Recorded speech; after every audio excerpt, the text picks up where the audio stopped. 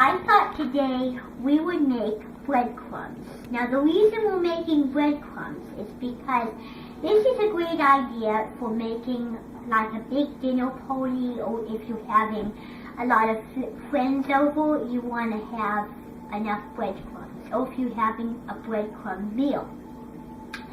Now for the bread choices, you can use any bread that you think is really healthy for you, but I'm going to remind you not to use any bread that is not healthy or too overpowering, because we don't want people to eat the breadcrumbs and then gag on it because it's too garlicky for them or overpowering.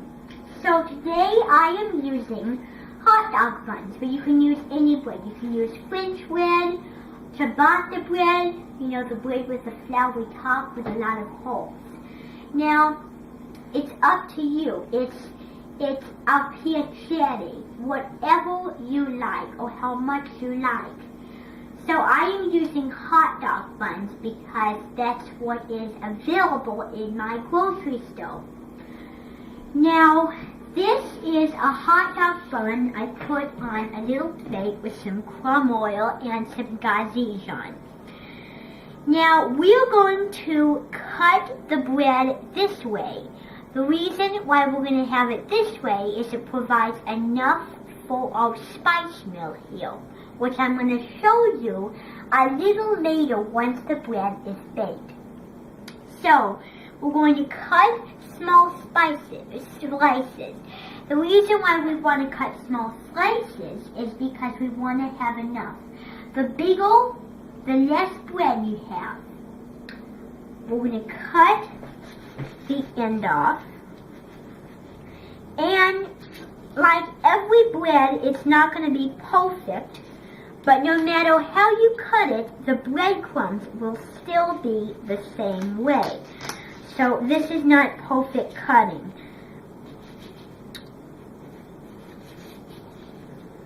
But we're going to just cut the bread into about 5 slices in total.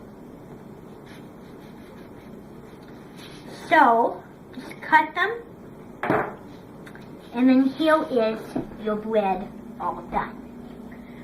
Then, I also have some bread slices. These are a lot more neat that we did earlier.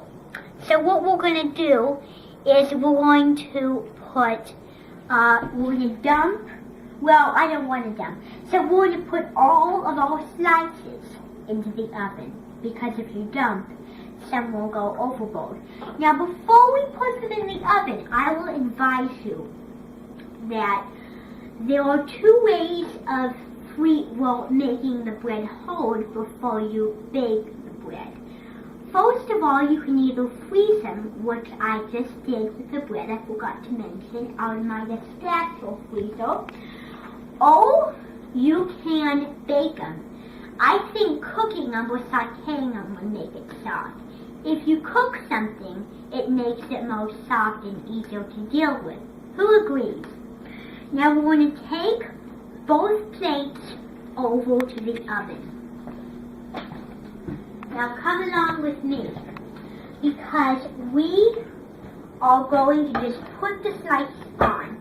Now we're going to put oven mitts on, because if you don't put oven mitts on before you put something in the oven, you will burn your hand and get a nice little terrible shock on your hand. So make sure you always put oven mitts on, no matter what the process. Now, we need to open the oven, excuse me, so. And I'm going to take my oven mitts off, and now we're going to press bake. So we'll just bake. There. The oven must be turned on. So now we're going to put our oven mitts back on and put all of the scrumptious soapy wood, or the bread rather, it looks like soapy wood, doesn't it? And we're going to take this plate, try not to spill, put it in the oven. This is going to bake about 1 hour.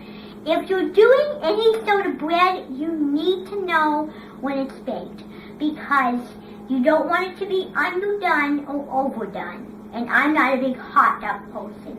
But believe me, it will look so much different than it is going to right now. I'm trying to hold this.